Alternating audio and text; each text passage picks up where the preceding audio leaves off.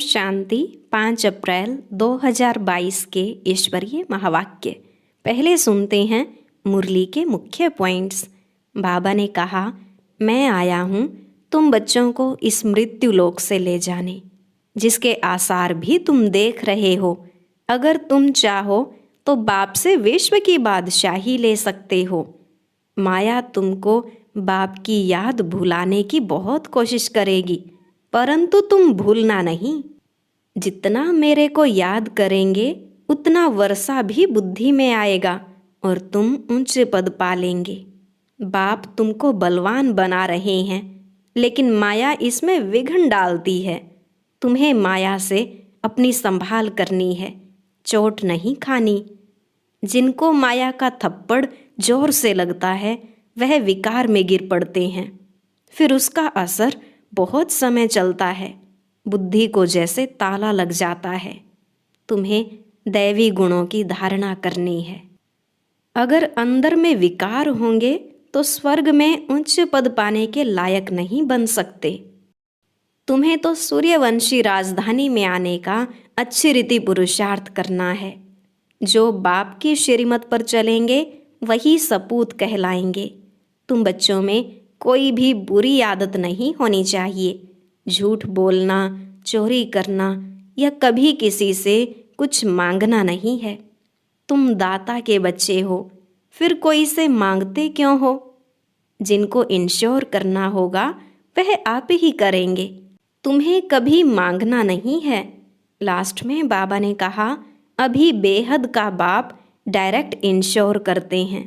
अगर कोई के पास इंश्योर करने के लिए कुछ भी नहीं है तो यह शरीर सर्विस में लगा दो, तो भी बहुत उच्च पद पा सकते हो। अब सुनते हैं महावाक्यों को विस्तार से। मुरली का सार।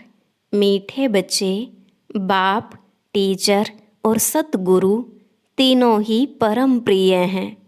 तीनों ही एक हैं, तो याद करना भी सहज होना चाहिए।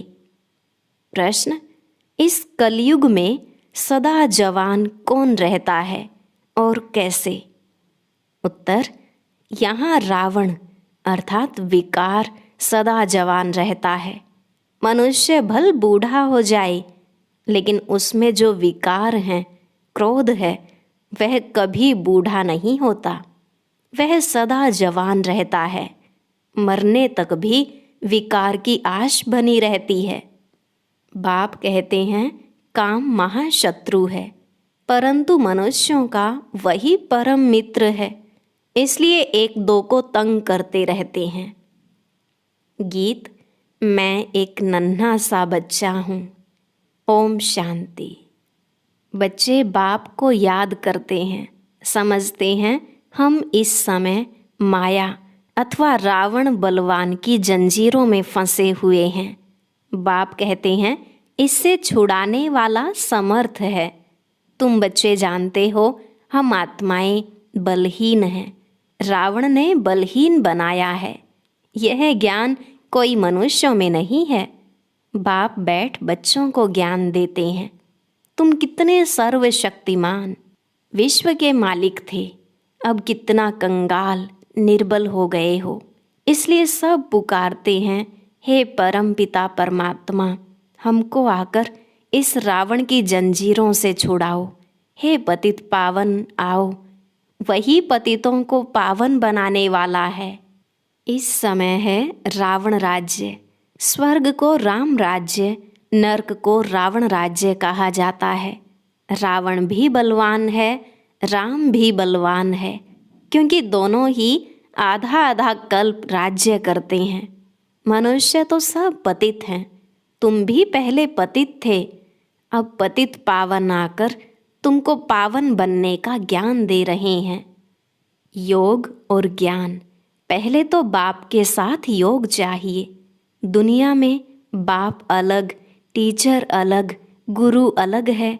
याद करना पड़ता है, फलाना टीचर हमको पढ़ाते हैं। तुम तीनों ही संबंध से एक को ही याद करते हो। तीनों का नाम एक ही शिव है। परम प्रिय परम पिता, परम प्रिय शिक्षक, परम प्रिय सतगुरु, वह एक ही है। मनुष्य तो टीचर को अलग, गुरु को अलग, बाप को अलग याद करेंगे। उन्हों का नाम रूप अलग अलग है। यहाँ तीनों का नाम रूप एक ही बुद्धि में आता है। रूप निराकार है, नाम शिव है। बुद्धि में एक ही याद आता है। शिव बाबा कहते हैं, मैं आता हूँ तुम बच्चों को इस मृत्यु लोक से ले जाने, जिसके आसार भी देख रहे हैं। बलवान बनने में माया बहुत सामना करती है, विघ्न डालती है। तुम बहुत चोट खाते हो। माया कभी जोर से थप्पड़ मारती है, कभी हल्का। जोर से ऐसा मारती है जो विकार में भी गिर पड़ते हैं। फिर वह असर बहुत समय चलता है, बुद्धि को जैसे ताला लग जाता है। अब बाबा कहते हैं, माया भुलाने की बहुत कोशिश करेगी, परंतु तुम भूलना नहीं। जितना तुम मेरे को याद करेंगे तो वर्षा भी बुद्धि में आएगा और उच्च पद भी पाएंगे। ऐसा कोई बच्चा नहीं होगा जिसको बाप का वर्षा याद न आए। वर्षा बच्चे से छिप नहीं सकता। तुम भी जानते हो कि हम विश्व की बादशाही ले सकते हैं नंबरवार पुरुषार्थ अनुसार। सब एक जैसी राजधानी तो ले नहीं सकेंगे। यह राजधानी स्थापन हो रही है और जो आते हैं वह कोई राजधानी स्थापन नहीं करते हैं। ऐसे नहीं कहेंगे कि वह रावण के राज्य में आते हैं। रावण का कनेक्शन है ही भारत के साथ। यहाँ ही रावण को जलाते हैं और तरफ तो रावण को जानते ही नहीं। आधा कल्प के बाद रावण राज्य होता है। जरूर सूर्यवंशी व चंद्रवंशी वालों से ही इस्लामी धर्म वाले निकले होंगे। एक धर्म से ही फिर और बिरादरियां निकलती हैं। ऐसे नहीं वह बिरादरी निकली तो उस समय वहाँ रावण राज्य होगा। नहीं, वह तो बाद में आते हैं। बाबा तो आकर राजधानी स्थापन करते हैं। वह कोई आधा में, कोई क्वार्टर में आते हैं। सतो प्रधान से फिर तमो प्रधान बनना है। उनके लिए अल्प काल का सुख और बहुत काल का दुख है। यह भी खेल समझाया जाता है। पहले पावन थे, फिर पतित बनते हैं। पहले एक ही देवी देवता धर्म था, फिर और धर्मों की वृद्धि होती है। देवताएं खुद ही हिंदू बन जाते हैं, फिर किस्म किस्म की मल्टीफिकेशन होती रहती है। वह फिर अपने धर्म स्थापक के पिछाड़ी चले जाते हैं। देवता धर्म प्रायलोप है। हैं सब देवी देवता धर्म वाले, परंतु अपने को देवता कह नहीं सकते क्योंकि पवित्र नहीं है। पवित्रता के बिगर अपने को देवता कहलाना बेकायदे हो जाता है। जो असुल देवी देवताएं थे वही फिर क्षत्रिय, फिर सो वैश्य, सो शूद्र बन जाते हैं। अभी फिर तुम ब्राह्मण बने हो। यह बातें और धर्म वाले नहीं समझेंगे। देवता धर्म वाले ही यहाँ आएंगे, बाकी तो बाद में आते रहेंगे। आगे चलकर वृद्धि बहुत होगी। मुख वंशावली की वृद्धि होती है। प्रजापिता ब्रह्मा ब्राह्मण धर्म अब स्थापन करते हैं। प्रजापिता ब्रह्मा के बच्चे जरूर ब्रह्मा कुमार कुमारियां होंगे ना।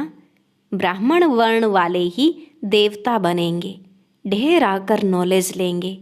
तुम पुरुषार्थ करते हो सूर्यवंशी राजधानी में आने का। उनमें भी मुख्य हैं 8, बाकी तो वृद्धि हो जाती है। जो मम्मा बाबा का बनेंगे, कुछ सुनेंगे तो वह आएंगे। प्रदर्शनी में ढेर आते हैं। उनसे कोई निकलते हैं जो अच्छी रीति पुरुषार्थ करते हैं। पहले पहले बाप का परिचय जरूर होना चाहिए। फिर करके कोई लिंग रूप कहते व ज्योति स्वरूप कहते। बाप समझने से ब्रह्म जो महतत्व है उनको फिर भगवान नहीं कह सकते। परम पिता परमात्मा तो नॉलेजफुल है, ब्रह्म नॉलेजफुल थोड़े ही है। तुम पूछते हो तो आत्मा का रूप क्या है, तो लिंग कह देते हैं, क्योंकि लिंग रूप की ही पूजा होती है। स्टार की पूजा तो कहाँ है नहीं।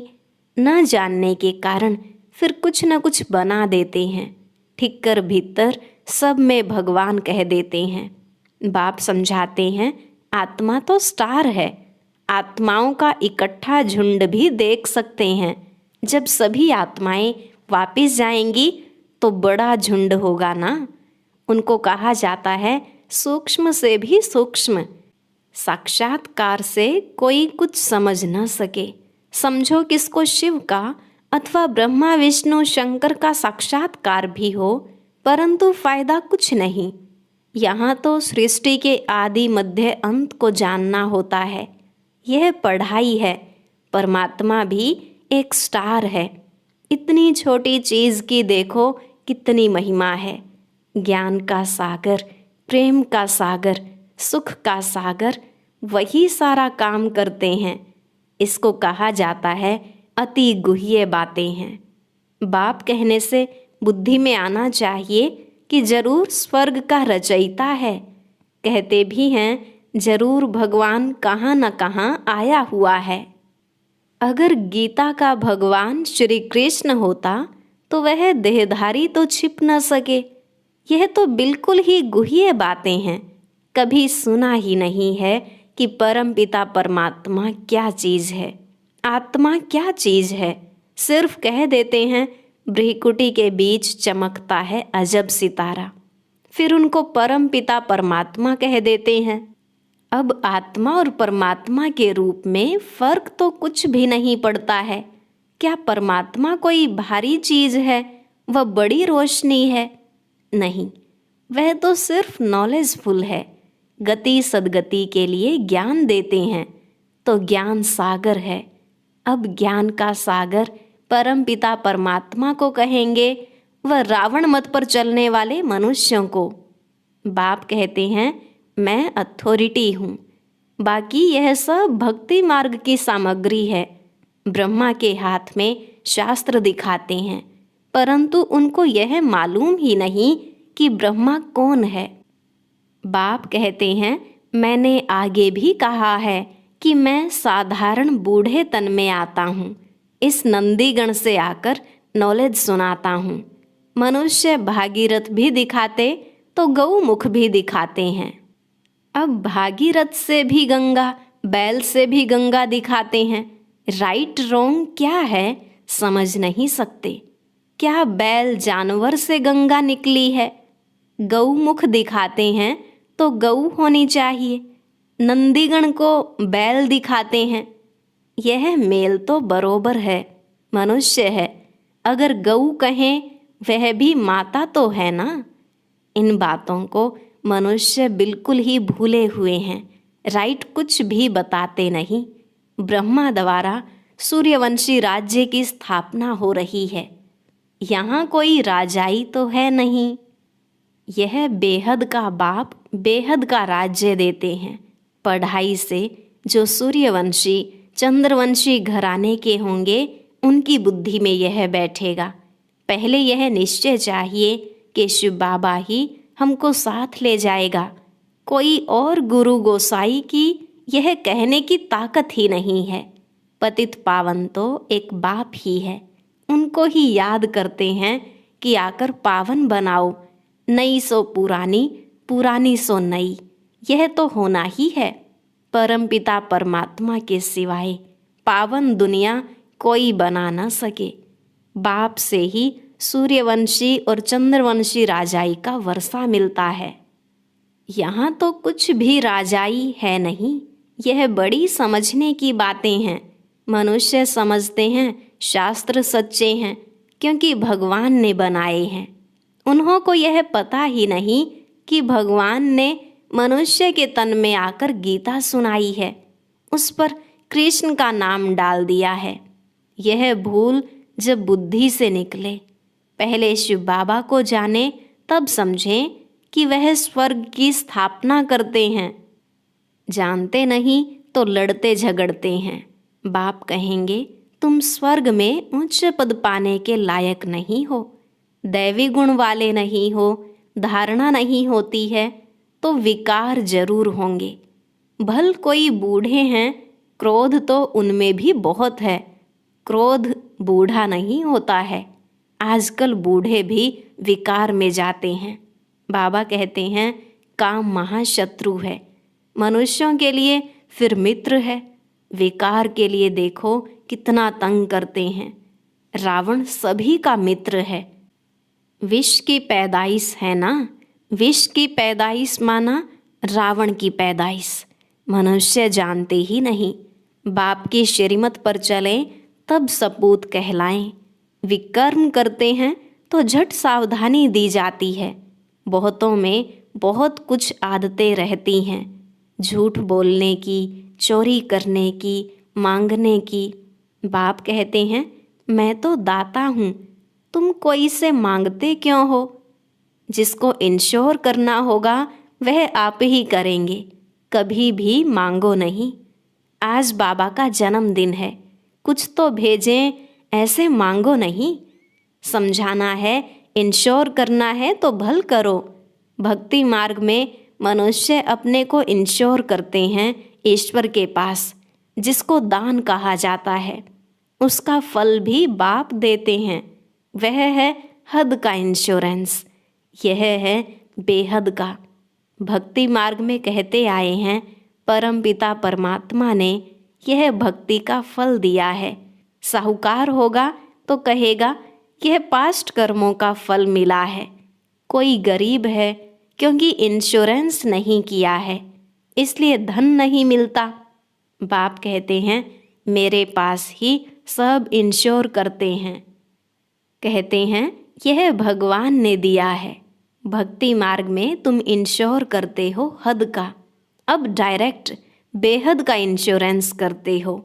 माता पिता ने देखो इंश्योरेंस किया है तो कितना रिटर्न में देते हैं।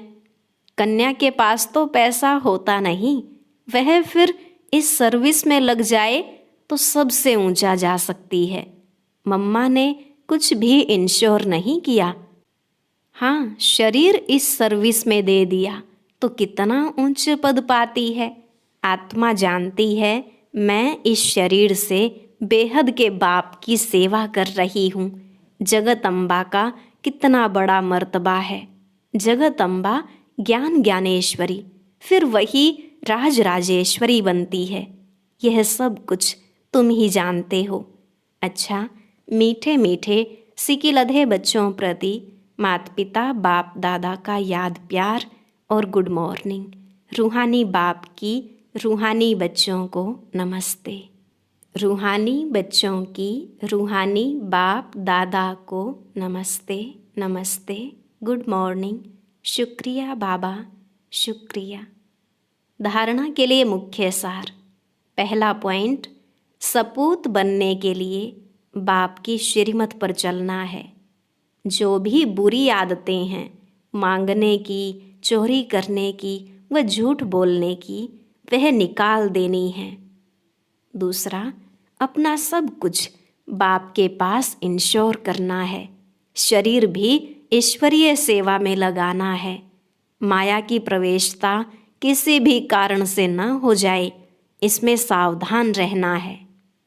आज का वरदान, सदा हर कर्म में रूहानी नशे का अनुभव करने और कराने वाले खुश नसीब भव। सदा हर कर्म में रूहानी नशे का अनुभव करने और कराने वाले खुश नसीब भव।